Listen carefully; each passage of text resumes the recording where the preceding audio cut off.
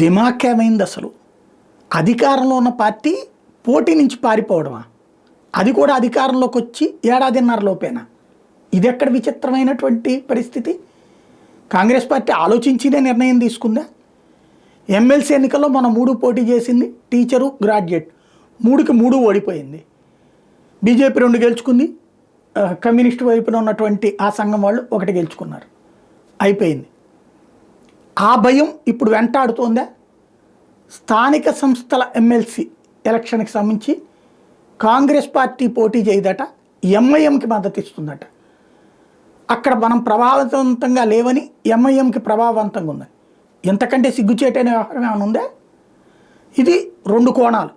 ఒకటి, ఎంఐఎంకి కాంగ్రెస్ పార్టీకి కుదిరినటువంటి ఎంఓయూ అయి ఉండాలి, అవగాహన ఒప్పందం అయి ఉండాలి, ఓ ఎమ్మెల్సీ వీళ్ళు తీసుకోవడానికి సహకరిస్తామని.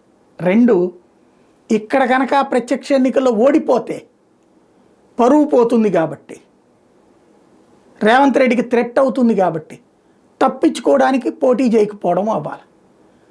కానీ అధికార పక్షంలో ఉన్నటువంటి అధికార పక్షం నేను పోటీ చెయ్యను అంటే మాత్రం, ప్రభావవంతం చెయ్యలేము అంటే అంతకంటే సిగ్గుచేయటం ఇంకోటి ఉండదు.